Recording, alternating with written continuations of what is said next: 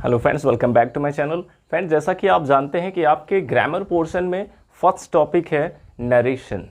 तो फ्रेंड्स, आज से हम आपको नरेशन पढ़ाने वाले हैं और इसकी पूरी सीरीज स्टार्ट होने वाली है और इसके सभी वीडियोस डे 1, डे 2, डे 3 करके आपको सभी वीडियोस प्रोवाइड कराए जाएंगे। तो फ्रेंड्स, सबसे पहले हम जान लेते हैं कि नरेशन होता क्या है। तो फ्रेंड्स, जब भी हम किसी के द्वारा कही गई कोई बात सुनते हैं, किसी ने आपसे कोई बात कही, उसको आप सुनते हैं और फिर आप उसी बात को किसी और से अगर बताना चाहते हैं, किसी के द्वारा कही गई बात को अगर आप किसी और से बताना चाहते हैं, तो यानी कि आप उसको नरेट कर रहे हैं। या फिर आपने कहीं भी कोई एक स्टोरी पढ़ी, मान लीजिए कोई एक बुक है जिसमें आपने कोई एक स्टोरी पढ़ी और उस स्टोरी को आपको किसी बच्चे को सुनाना है, तो यानी कि आप उस स्टोरी को नरेट कर रहे हैं। तो नरेशन इसी को कहते हैं। आपने कहीं से कोई बात सुनी है और आपको वही बात किसी और को बताना है, तो इसी को नरेशन कहा जाता है। और फ्रेंड्स, अगर आप किसी के द्वारा कही गई बात को किसी और से बताते हैं, तो इसको बताने का हमारे पास दो तरीका होता है। या तो उसने जैसा कहा हम बिल्कुल डायरेक्ट वैसे ही बता दें, जैसा उसने कहा सेम वैसे ही बता दें, या फिर हम उसे अपने अकॉर्डिंग बताएंगे तो उसमें थोड़ा चेंजिंग आ जाएगा। सेंटेंस जो आप बताएंगे उसमें थोड़ा सा चेंजिंग आ जाएगा। तो इस तरह से किसी के द्वारा कही गई बात को बताने का हमारे पास दो तरीका होता है। एक होता है डायरेक्ट स्पीच और दूसरा होता है इनडायरेक्ट स्पीच। अब जैसे मान लीजिए किसी ने आज मुझसे कहा कि आज आप बहुत हैंडसम लग रहे हैं। मान लीजिए आज किसी ने मुझसे कहा कि आज आप बहुत हैंडसम लग रहे हैं। अब यही बात मुझे एक हफ्ते बाद किसी और से बताना हो तो मैं कैसे बताऊंगा? या तो कहूँगा कि उसने मुझे कहा था कि आज आप बहुत अच्छे लग रहे हैं, या फिर हम कह सकते हैं अगर उसे अपने अकॉर्डिंग कहेंगे तो उसने मुझसे कहा था कि मैं उस दिन बहुत अच्छा लग रहा था। उसने क्या कहा था कि आज आप बहुत अच्छे लग रहे हैं, लेकिन जब एक हफ्ते बाद में किसी और से बता रहा हूं तो उसने मुझसे कहा था कि मैं बहुत अच्छा लग रहा था, मैं उस दिन बहुत अच्छा लग रहा था। तो यहाँ पे देखिए इतना चेंजिंग आ गया। तो इसी को हम कहते हैं डायरेक्ट और इनडायरेक्ट स्पीच। तो देखिए नरेशन जो होते हैं, नरेशन करने के दो तरीके हमारे पास होते हैं। एक तो होता है डायरेक्ट स्पीच, जैसा किसी ने कहा बिल्कुल ज्यों का त्यों एज इट इज़ वैसे कह देना, और दूसरा तरीका हमारे पास है इनडायरेक्ट स्पीच। इनडायरेक्ट स्पीच, अब इसका एक एग्जांपल देख लेते हैं। डायरेक्ट स्पीच का एग्जांपल देख लेते हैं। जैसे मान लीजिए she said to me, she said to me you are looking handsome today, handsome today। तो देखिए फ्रेंड्स, ये डायरेक्ट स्पीच का एक एग्जांपल है। शी सेड टू मी, उसने मुझसे कहा you are looking handsome today. उसने जैसा कहा बिल्कुल एज इट इज यहाँ पे लिखा गया है कि you are looking handsome today.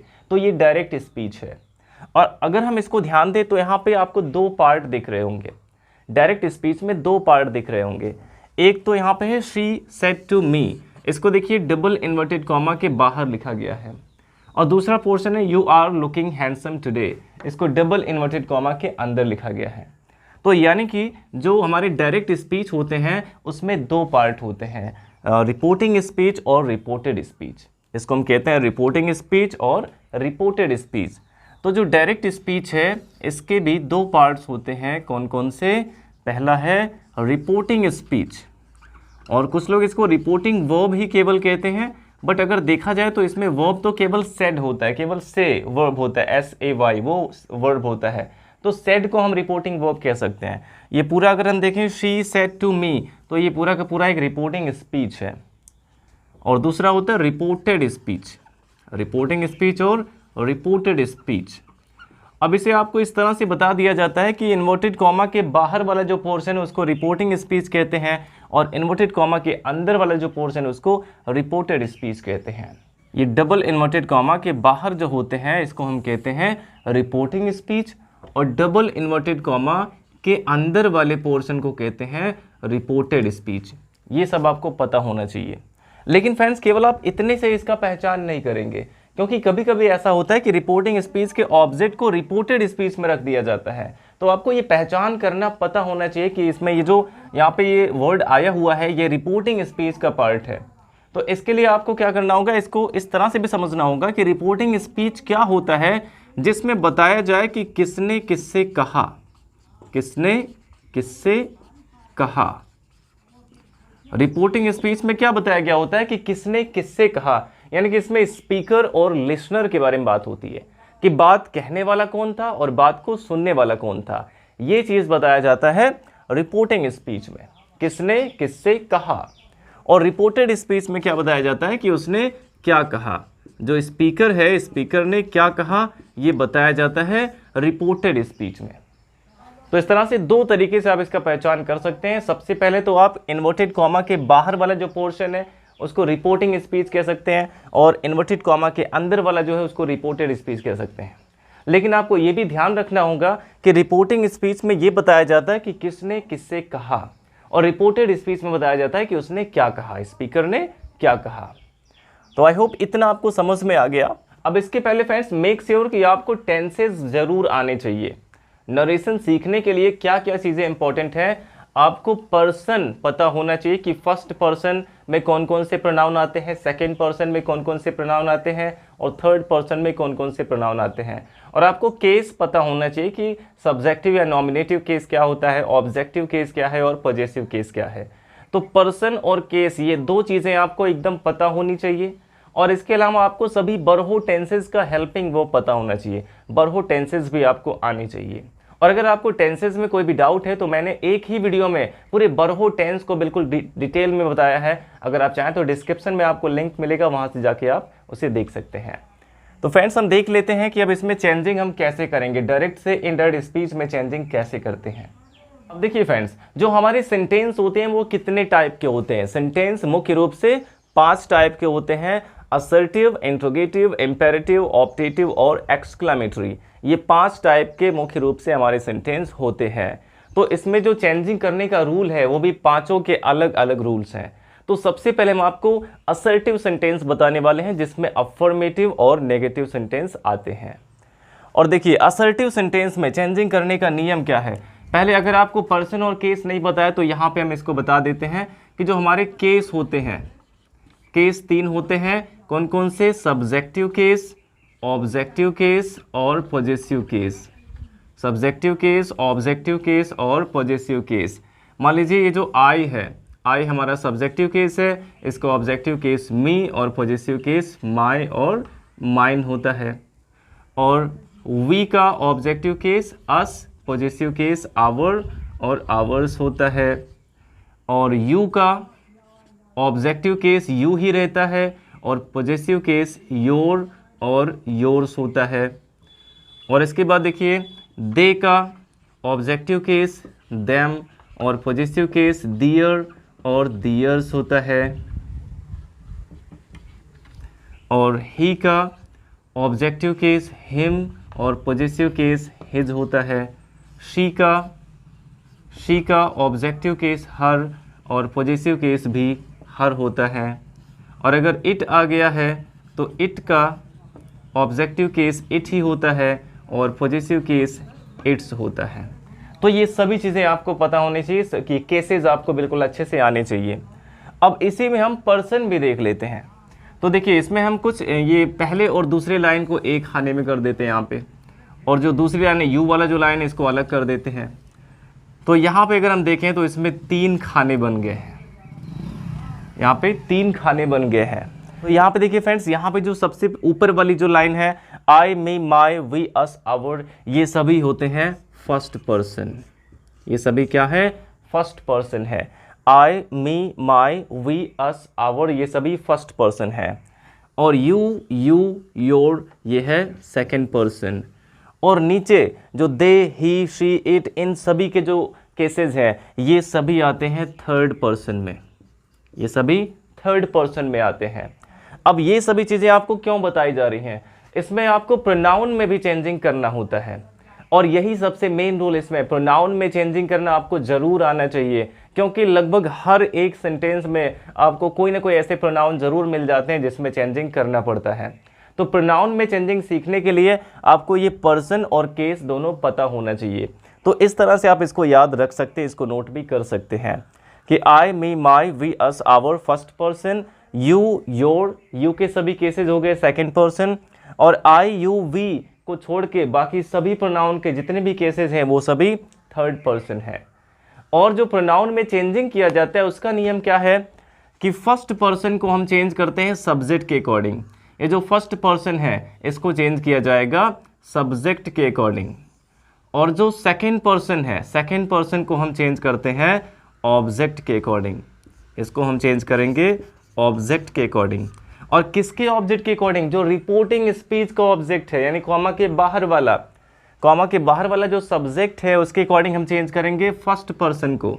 यानी कि अगर कहीं पे इन्वर्टेड कॉमा के अंदर आई आ गया, मी आ गया, माई आ गया, वी आ गया, अस आ गया या फिर आवर आ गया, तो इसको चेंज करने के लिए आपको सबसे पहले जो रिपोर्टिंग स्पीच का सब्जेक्ट है उसको देखना पड़ेगा, फिर उसके अकॉर्डिंग आपको उसमें चेंजिंग करना पड़ेगा। और केवल पर्सन ही नहीं फ्रेंड्स, पर्सन के साथ साथ आपको केस भी जरूर पता होना चाहिए, क्योंकि पर्सन और केसेस ये दोनों चीज़ें इंपॉर्टेंट होती हैं प्रोनाउन में चेंजिंग करने के लिए। अभी आपको एग्जाम्पल के थ्रू इसको बहुत ही अच्छे से बताया जाएगा। तो इतना आपको ये पता होना चाहिए। और इसके अलावा आपको बरहो टेंसेस भी आने चाहिए। उसका जो इंग्लिश वाला सेंटेंस अगर कहीं लिखा गया हो तो उसको पहचान करना भी आपको आना चाहिए, यानी कि सभी टेंसेस के हेल्पिंग वर्ब आपको ज़रूर याद होनी चाहिए। तो सबसे पहले फ्रेंड्स हम देख लेते हैं जो हमारा असर्टिव सेंटेंस है इसमें हम कैसे चेंजिंग करते हैं। असर्टिव सेंटेंस में चेंजिंग कैसे किया जाता है पहले ये देख लेते हैं, और क्या क्या इसमें मेन चेंजिंग होते हैं। तो पहली बात तो ये आपको याद रखना है कि जो हमारा रिपोर्टिंग स्पीच होता है यानी कॉमा के बाहर वाला, उसका सब्जेक्ट और ऑब्जेक्ट कभी भी नहीं बदलता है। अब जैसे मान लीजिए यहाँ पे हम एग्जांपल ले लेते हैं कि he said to me you are my best friend. यहाँ पे एक एग्जांपल ले लेते हैं डायरेक्ट स्पीच का, he said to me you are my best friend. तो यहाँ पे कॉमा के बाहर वाला पोर्शन क्या है? ही सेड टू मी, यानी कि ये हमारा क्या है? रिपोर्टिंग स्पीच है। तो पहला रूल आपको याद रखना है कि इन्वर्टेड कॉमा के बाहर केवल रिपोर्टिंग वर्ब में चेंजिंग करते हैं, केवल रिपोर्टिंग वर्ब ही चेंज होता है। तो इसका मतलब क्या हो गया कि इसमें जो हमारा रिपोर्टिंग स्पीच है उसका सब्जेक्ट और ऑब्जेक्ट कभी भी चेंज नहीं होता है, यानी कि इसमें ही और मी, ये जो इसका सब्जेक्ट और ऑब्जेक्ट है ये कभी नहीं बदलेगा। कॉमा के बाहर केवल आपको रिपोर्टिंग वर्ब ही चेंज करना होता है, जो इसमें सेड आएगा केवल उसी को आपको चेंज करना रहेगा। तो कॉमा के बाहर तो एक ही चेंजिंग है। अब इसके बाद अगर रिपोर्टेड स्पीच यानी कि कॉमा के अंदर वाला सेंटेंस हमारा एक असर्टिव सेंटेंस है तो आपको कॉमा और इन्वर्टेड कॉमा को हटा के रिपोर्टिंग और रिपोर्टेड स्पीच दोनों को ज्वाइन करने के लिए एक कनेक्टिव वर्ड की ज़रूरत पड़ती है। वास्तव में अगर देखा जाए तो हम डायरेक्ट स्पीच में दो अलग अलग सेंटेंस होते हैं और जब उसको इनडायरेक्ट बनाते हैं तो दोनों को ज्वाइन करते हैं एक दूसरे से। रिपोर्टिंग स्पीच और रिपोर्टेड स्पीच दोनों को ज्वाइन किया जाता है, तो उसके लिए आपको बीच में एक कनेक्टर की ज़रूरत पड़ती है। तो अगर सेंटेंस हमारा असर्टिव है तो आपको कॉमा और इन्वर्टेड कॉमा को हटा के उसके जगह पे कनेक्टिव वर्ड के रूप में दैट का यूज़ करना होता है। दैट का यूज़ करेंगे अगर रिपोर्टेड स्पीच असर्टिव है। और कैसे पता चलेगा कि रिपोर्टेड स्पीच हमारा एक असर्टिव सेंटेंस है? अगर रिपोर्टेड स्पीच एक सब्जेक्ट से स्टार्ट है, कॉमा के अंदर सबसे पहले एक सब्जेक्ट आया हुआ है, तो उससे कन्फर्म है कि हमारा जो रिपोर्टेड स्पीच है वो एक असर्टिव सेंटेंस है, क्योंकि असर्टिव सेंटेंस ही सब्जेक्ट से स्टार्ट होते हैं, चाहे वो अफर्मेटिव हो चाहे नेगेटिव हो। तो यहाँ पे देखिए जैसे यू, यहाँ पे सब्जेक्ट हमारा है, सब्जेक्ट से स्टार्ट है, यानी कि ये पूरा का पूरा सेंटेंस क्या है? असर्टिव सेंटेंस है। तो यहाँ पे आपको कनेक्टिव वर्ड के रूप में दैट का यूज करना है। अब इसके बाद फ्रेंड्स हम टेंस में चेंजिंग, यहाँ पे प्रोनाउन में भी चेंजिंग करना है, ये भी प्रोनाउन में भी चेंजिंग करेंगे। और प्रोनाउन में चेंजिंग करने का फॉर्मूला क्या है? सन बटा 123 का फॉर्मूला है प्रोनाउन में चेंजिंग करने का। यानी कि अगर कॉमा के अंदर वाला जो प्रोनाउन है वो फर्स्ट पर्सन का है तो उसे कॉमा के बाहर वाले सब्जेक्ट के अकॉर्डिंग चेंज करेंगे, और अगर वो सेकंड पर्सन का है तो उसे ऑब्जेक्ट के अकॉर्डिंग चेंज करेंगे, और अगर थर्ड पर्सन का प्रोनाउन है तो उसमें एन का मतलब है नो चेंजिंग। थर्ड पर्सन के प्रोनाउन में कोई चेंजिंग नहीं होता है, यानी कि थर्ड पर्सन में ही, शी, इट, दे, इसके जितने भी केसेस हैं अगर इनमें से कोई भी आ जाते हैं कॉमा के अंदर तो इसमें आपको कोई चेंजिंग नहीं करना है। केवल आई और वी के अगर केसेस आते हैं तो उसको सब्जेक्ट के अकॉर्डिंग, और यू का कोई केस आता है तो उसको ऑब्जेक्ट के अकॉर्डिंग चेंज करना है। और इसमें जो तीसरा वाला यहाँ पे ये पोर्शन है, इसके जितने भी वर्ड्स हैं इसको चेंज नहीं करना है, इसके किसी भी प्रोनाउन को चेंज नहीं करना है थर्ड पर्सन के। तो आई होप इतना आपको समझ में आया होगा। अब आप इसका स्क्रीनशॉट ले लीजिए और उसके बाद हम टेंसेज में भी चेंजिंग देखते हैं। तो अभी हमें इसका चेंजिंग का फर्स्ट रूल देखना है। डायरेक्ट से इनडायरेक्ट में चेंजिंग करने का पहला रूल आपको देखना है, और ये फर्स्ट रूल इसका क्या होता है कि यदि रिपोर्टिंग स्पीच, इसका पहला रूल है यदि रिपोर्टिंग स्पीच कौन सा है, कॉमा के बाहर वाला, यदि रिपोर्टिंग स्पीच प्रेजेंट या फिर फ्यूचर टेंस का हो, प्रेजेंट या फ्यूचर टेंस का हो, और इसी से रिलेटेड अक्सर क्वेश्चन एग्जाम में पूछे जाते हैं। ये जो पहला रूल इसका है, यदि रिपोर्टिंग स्पीच प्रेजेंट या फ्यूचर टेंस में हो तो क्या करेंगे, तो रिपोर्टेड स्पीच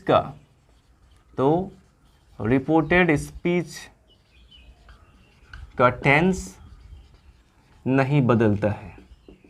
इसमें आपको टेंस में चेंजिंग नहीं करना होता है अगर रिपोर्टिंग स्पीच यानी कॉमा के बाहर वाला प्रेजेंट या फ्यूचर टेंस में है। ये आपका फर्स्ट रूल है नरेशन में चेंजिंग करने का कि यदि रिपोर्टिंग स्पीच प्रेजेंट या फ्यूचर टेंस का हो तो रिपोर्टेड स्पीच का टेंस नहीं बदलता है।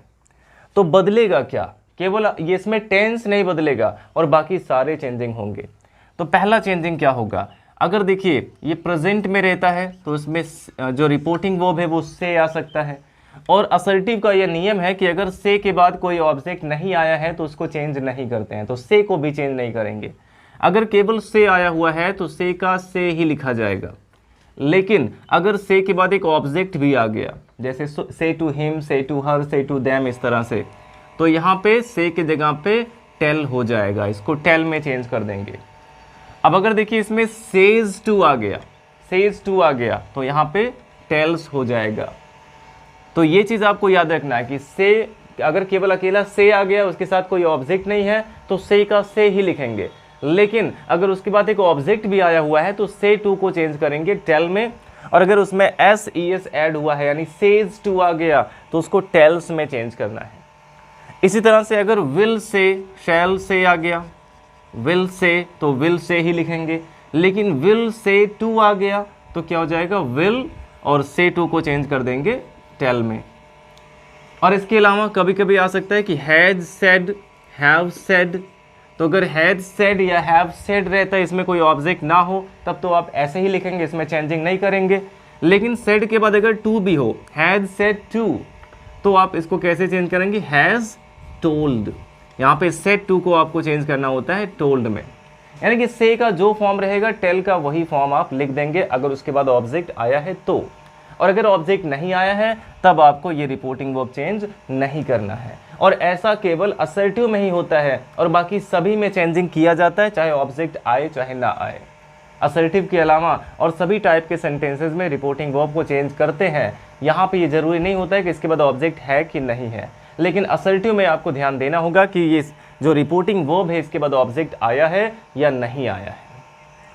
तो फ्रेंड्स ये तो हो गया रिपोर्टिंग वर्ब का चेंजिंग। और इसके बाद देखिए जो हमारा कॉमा और डबल इन्वर्टेड कॉमा लगा होगा, इसके जगह पे आपको कनेक्टिव वर्ड दैट का यूज करना है। और इसके अलावा प्रोनाउन में चेंजिंग करना है, आपको प्रोनाउन भी चेंज करना है। और हो सकता है कि जब हम टेंस में चेंजिंग भले ही नहीं करेंगे, टेंस में चेंजिंग नहीं करना है, लेकिन फिर भी हो सकता है कि उसका हेल्पिंग वर्ब चेंज हो जाए या फिर उसका जो मेन वर्ब है वो चेंज हो जाए, क्योंकि इसमें प्रोनाउन चेंज हो रहा है। मान लीजिए आई है, आई के साथ मान लीजिए गो लिखा हुआ है, आई गो टू स्कूल, और अगर आई को हमने चेंज किया सब्जेक्ट के अकॉर्डिंग, सब्जेक्ट ही रहे तो आई की जगह पे ही हो गया, अब ही गोज टू स्कूल हो जाएगा। आई के साथ तो गो आया था लेकिन ही के साथ गोज हो जाएगा क्योंकि ही थर्ड पर्सन सिंगुलर है। तो इस तरह से इसका जो वर्ब है या फिर इसका जो हेल्पिंग वर्ब है ये चेंज हो सकता है, भले इसके टेंस में चेंजिंग नहीं करेंगे। तो फ्रेंड्स अब हम कुछ एग्जाम्पल के माध्यम से इस रूल को बहुत ही अच्छे से समझ लेते हैं, एकदम क्लियरली समझ लेते हैं। तो देखिए फ्रेंड्स हमारा फर्स्ट एग्जाम्पल है, जैसे she will say, first example हमारा है कि शी विल से आई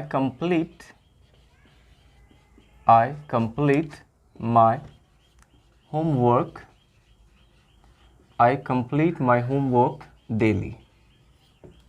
यहाँ पे कहा गया कि she will say I complete my homework daily, यानी कि वह कहेगी कि मैं अपना होमवर्क रोज़ पूरा करती हूँ।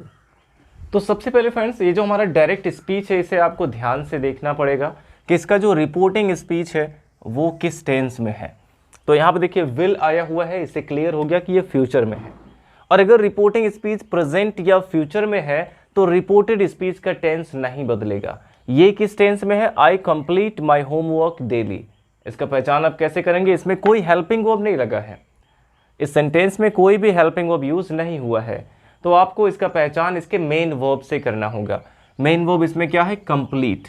तो देखिए अगर किसी भी सेंटेंस में कोई हेल्पिंग वर्ब नहीं लगा है तो आपको देखना कि क्या उसमें सेकंड फॉर्म यूज हुआ है वर्ब का। केवल आपको सेकंड फॉर्म पे फोकस करना है कि उसमें सेकंड फॉर्म यूज हुआ है या नहीं। तो कंप्लीट देखिए यहाँ पे ये सेकंड फॉर्म नहीं है। अगर सेकंड फॉर्म यूज हुआ है तो वो पास्ट इंडेफिनिट है, और सेकंड फॉर्म नहीं यूज हुआ है तो वो प्रेजेंट इंडेफिनिट है। बरहो टेंसेज में केवल दो टेंस ऐसे होते हैं, प्रेजेंट और पास्ट इंडेफिनिट, जिसके अफर्मेटिव में हेल्पिंग वर्ब यूज नहीं होता है, और बाकी सभी टेंसेज में हेल्पिंग वर्ब से आप पहचान कर सकते हैं। तो अगर इसमें हेल्पिंग वर्ब लगा ही नहीं है तो आपको इसके मेन वर्ब से पहचान करना होगा कि क्या इसमें वर्ब की सेकंड फॉर्म है या नहीं है। तो यहाँ पे देखिए वर्ब की सेकंड फॉर्म नहीं है। अगर सेकंड फॉर्म होता तो ये पास्ट इंडेफिनिट रहता, लेकिन सेकंड फॉर्म नहीं है तो ये प्रेजेंट इंडेफिनिट है। तो ये फ्यूचर में है, रिपोर्टिंग स्पीच इसका फ्यूचर में है और रिपोर्टेड स्पीच प्रेजेंट में है।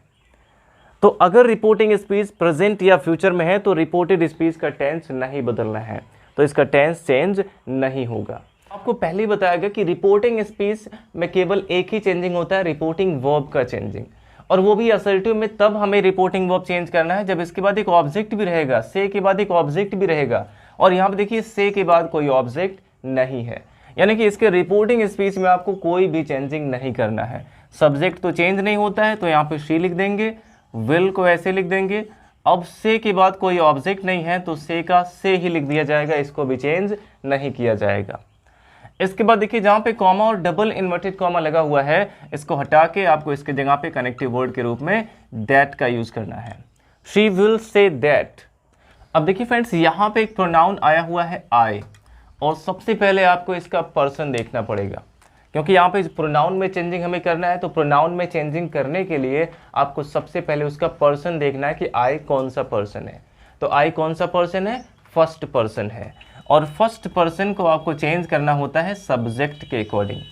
फर्स्ट पर्सन को सब्जेक्ट के अकॉर्डिंग, और सब्जेक्ट यहाँ पे क्या है? शी है, यानी कि आई को हमें चेंज करना है शी के अकॉर्डिंग।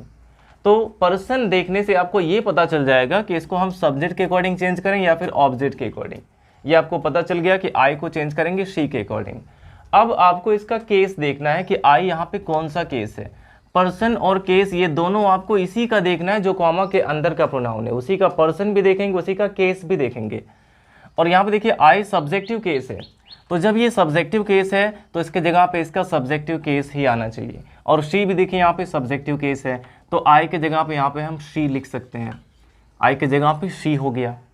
अब इसके बाद देखिए क्योंकि इसका रिपोर्टिंग स्पीच जो है वो फ्यूचर में है तो इसके रिपोर्टेड स्पीच का टेंस नहीं बदलेगा। ये प्रेजेंट इंडेफिनिट में है तो इसको प्रेजेंट इंडेफिनिट में ही रखना है।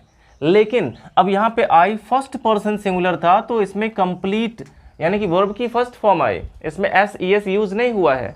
लेकिन अब यहाँ पे आई के जगह पे शी हो गया जो कि थर्ड पर्सन सिंगुलर है। शी थर्ड पर्सन सिंगुलर है, और थर्ड पर्सन सिंगुलर के साथ प्रेजेंट इंडेफिनिट टेंस में जो हमारा मेन वर्ब होता है उसकी सिंगुलर फॉर्म यूज करते हैं, यानी कि एस या ई एस वाला फॉर्म यूज करते हैं। तो यहाँ पे कंप्लीट के जगह पे कंप्लीट्स हो जाएगा। तो देखिए इसका टेंस नहीं चेंज करना था, लेकिन फिर भी इसका वर्ब चेंज हो गया यहाँ पे, क्योंकि आई के साथ तो वर्ब की फर्स्ट फॉर्म लगाते हैं लेकिन शी के साथ फिफ्थ फॉर्म आता है, एस या ई एस वाला फॉर्म आता है, तो यहाँ पे कंप्लीट्स हो गया, शी कंप्लीट्स। अब देखिए इसके बाद फिर एक प्रोनाउन आया हुआ है माई, और माई भी फर्स्ट पर्सन है। सबसे पहले इसका पर्सन देखेंगे, माई फर्स्ट पर्सन, और फर्स्ट पर्सन को चेंज करेंगे सब्जेक्ट के अकॉर्डिंग। तो यहाँ पे देखिए फ्रेंड्स दोनों का केस अलग अलग है। माई यहाँ पे पॉजिटिव केस है और शी सब्जेक्टिव केस है। तो कॉमा के अंदर वाले का जो केस है वही केस आपको इसका लिखना है। तो कॉमा के अंदर वाला यानी कि माई जो है ये पॉजिटिव केस में है तो उसके जगह पे शी का पॉजिटिव केस हर हो जाएगा, शी का पॉजिटिव केस हर हो जाएगा। तो इसका मतलब आपको केसेस याद होने चाहिए तभी आप इसमें चेंजिंग कर पाएंगे। तो कंप्लीट्स हर होमवर्क और डेली को चेंज कर देते हैं एवरी डे में, तो डेली की जगह पे एवरी डे हो जाएगा। ये सारे चेंजिंग आपको बताए जाएंगे। तो ये हो गया she will say that she completes her homework daily, she completes her homework daily. तो इस तरह से आपको चेंजिंग करना है। देखिए इसमें यहाँ पे जो रिपोर्टिंग स्पीच है वो फ्यूचर टेंस में है, तो रिपोर्टेड स्पीच का टेंस नहीं बदला है। और भले ही टेंस नहीं बदला लेकिन फिर भी इसमें कितने सारे चेंजिंग हो गए। पहला चेंजिंग की कॉमा की जगह पे दैट आ गया। अब आई फर्स्ट पर्सन था तो उसको सब्जेक्ट के अकॉर्डिंग चेंज किया गया, यहाँ पे शी हो गया सब्जेक्ट। अब आई फर्स्ट पर्सन था इसलिए इसके साथ वर्ब की फर्स्ट फॉर्म आई, और शी यहाँ पे थर्ड पर्सन सिंगुलर हो गया तो इसके साथ प्रेजेंट इंडेफिनिट में वर्ब की फिफ्थ फॉर्म लगाएंगे, SAIS वाला फॉर्म, तो कंप्लीट की जगह पे कंप्लीट्स हो गया।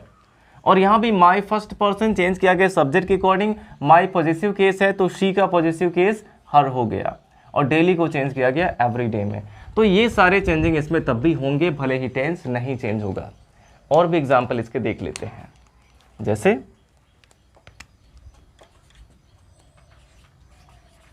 She has said to me, she has said to me,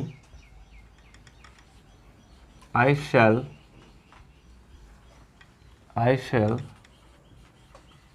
help you in your study। तो मान लीजिए ये हमारा एग्जाम्पल है कि she has said to me I shall help you in your study, यानी उसने मुझसे कहा है कि मैं तुम्हारी स्टडी में तुम्हारी हेल्प करूंगी। अब इसको हमें चेंज करना है इनडायरेक्ट में, तो सबसे पहले हम यहाँ पे सब्जेक्ट लिख देंगे शी, क्योंकि ये सब्जेक्ट तो चेंज होगा नहीं।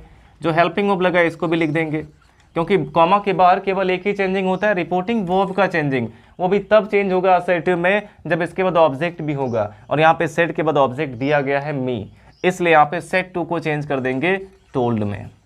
यहाँ पे इसका रिपोर्टिंग वर्ब चेंज हो गया। यहाँ पे से के बाद कोई ऑब्जेक्ट नहीं था तो चेंज नहीं किया गया, लेकिन इसमें सेट के बाद ऑब्जेक्ट है टू मी, इसलिए यहाँ पे टोल्ड आ गया। तो शी हैज़ टोल्ड और यहाँ पे ऑब्जेक्ट लिखेंगे मी, शी हैज़ टोल्ड मी। अब इसके बाद कॉमा, इन्वर्टेड कॉमा की जगह पे आपको दैट का यूज़ कर देना है, तो यहाँ पे आप दैट लगा दिए। अब देखिए यहाँ पे प्रोनाउन आ गया आई, जो कि फर्स्ट पर्सन है, और फर्स्ट पर्सन को चेंज करना है सब्जेक्ट के अकॉर्डिंग। सब्जेक्ट शी है तो आई के जगह पे शी हो गया। अब इसके बाद देखिए इसमें शैल आया हुआ है। अब देखिए ये इसका जो रिपोर्टिंग स्पीच है वो किस टेंस में है, हैज सेड। हैज हैव किस टेंस में आता है, प्रेजेंट परफेक्ट में आता है, यानी कि जो रिपोर्टिंग स्पीच है वो प्रेजेंट टेंस का है। प्रेजेंट का कोई भी हो, यहाँ पे हैज सेड आ गया यानी कि ये प्रेजेंट टेंस में है, और जब ये प्रेजेंट या फ्यूचर में है तो कॉमा के अंदर वाले का हमें टेंस चेंज नहीं करना है। ये फ्यूचर में है तो इसको फ्यूचर में ही रखना है। तो आप इसमें क्या करेंगे, यहाँ पे देखिए आई के साथ शैल लगा हुआ था क्योंकि ये आई फर्स्ट पर्सन है। फर्स्ट पर्सन के साथ आपको शैल का यूज़ करना होता है फ्यूचर टेंस में, लेकिन सेकंड और थर्ड पर्सन के साथ विल का यूज़ करते हैं। तो यहाँ पे देखिए शी थर्ड पर्सन हो गया तो यहाँ पे शैल के जगह पे विल हो जाएगा। देखिए टेंस नहीं चेंज हो रहा है लेकिन फिर भी इतने चेंजिंग इसमें हो रहे हैं, क्योंकि आई फर्स्ट पर्सन था, इसके साथ शैल का यूज़ हुआ, लेकिन अब आई को चेंज किया गया सब्जेक्ट के अकॉर्डिंग, यहाँ पे शी हो गया, और शी के साथ विल का यूज होगा क्योंकि ये थर्ड पर्सन है। तो she will help, she will help. अब यू यहाँ पे देखिए सेकंड पर्सन, यू कौन सा पर्सन, सेकंड पर्सन, और सेकंड पर्सन को चेंज करते हैं ऑब्जेक्ट के अकॉर्डिंग। ऑब्जेक्ट इसमें मी है, सेकंड पर्सन को ऑब्जेक्ट के अकॉर्डिंग। और यहाँ पे देखिए यू कौन सा केस है, यू का सब्जेक्टिव और ऑब्जेक्टिव दोनों केस सेम होता है, लेकिन आप जानेंगे कैसे कि ये सब्जेक्टिव है या फिर ऑब्जेक्टिव है। तो आपको देखना होगा कि ये जो यू है ये वर्ब के पहले आया है कि वर्ब के बाद आया है। तो यहाँ पे देखिए वर्ब है हेल्प और इसके बाद आया है यू। जब वर्ब के बाद है तो इसका मतलब वो ऑब्जेक्टिव केस है, क्योंकि वर्ब के बाद हमेशा ऑब्जेक्ट आता है। तो ये ऑब्जेक्टिव केस है यू। और मी भी देखिए वर्ब के बाद आया तो ये भी ऑब्जेक्टिव केस है। तो यानी कि यू के जगह हम सीधे लिख सकते हैं मी, यू के जगह पे सीधे मी लिख सकते हैं क्योंकि दोनों का केस सेम है। जब केस सेम रहेगा तो वही आप उठा के यहाँ पे रख सकते हैं। तो शी विल हेल्प मी। अब इन योर स्टडी है, योर भी सेकेंड पर्सन, चेंज करेंगे ऑब्जेक्ट मी के अकॉर्डिंग। बट यहाँ पे देखिए ये पॉजेसिव केस है और ये ऑब्जेक्टिव केस है। जब ये पॉजेसिव केस है तो इसका भी पॉजेसिव केस होना चाहिए, तो मी का पॉजेसिव केस माई हो जाएगा, इन माई स्टडी। तो क्या बन गया, she has told me that she will help me in my study. और एग्जाम्पल इसके देख लेते हैं, जैसे थर्ड एग्जाम्पल हमारा है he will say to them, I do not want to talk to you। तो एग्जाम्पल हमारा है कि he will say to them, I do not want to talk to you। तो देखिए फ्रेंड्स, यहाँ पे जो हमारा रिपोर्टिंग स्पीच है ये किस टेंस में, इसमें विल आ गया तो ये फ्यूचर में है। और रिपोर्टेड स्पीच किस टेंस में है, इसमें डू नॉट आया है। डू डज किस में आता है, प्रेजेंट इंडेफिनिट में। अब इसको आप कैसे चेंज करेंगे, सबसे पहले यहाँ पे सब्जेक्ट लिख देंगे ही, और इसके बाद विल है तो विल लिखेंगे। से के बाद इसमें टू भी है, एक ऑब्जेक्ट भी है, तो से टू को टेल में चेंज करेंगे। He will tell them, comma की जगह पे दैट आएगा क्योंकि ये सब्जेक्ट से स्टार्ट है, असर्टिव सेंटेंस है तो दैट आएगा। अब आई को हमें चेंज करना है, आई फर्स्ट पर्सन को चेंज करेंगे सब्जेक्ट के अकॉर्डिंग। सब्जेक्ट ही है और आई भी सब्जेक्टिव केस, ही भी सब्जेक्टिव केस, तो आई की जगह पे ही लिख देंगे।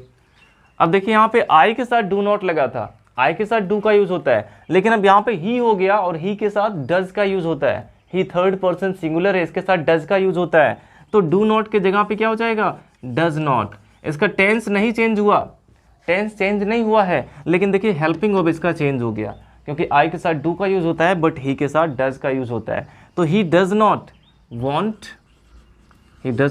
To talk to.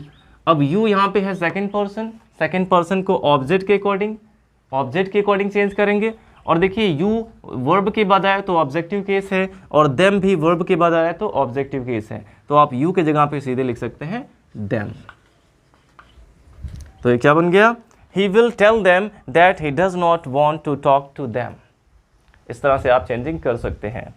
और एग्जांपल देख लेते हैं, जैसे Radha says to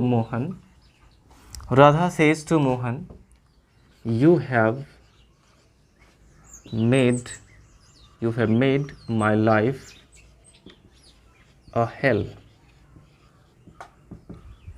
Radha says to Mohan, you have made my life a hell। Radha Mohan से कहती है कि तुमने मेरा जीवन बिल्कुल नर्क बना दिया है, तुमने मेरा जीना हराम कर रखा है। राधा मोहन से कहती है।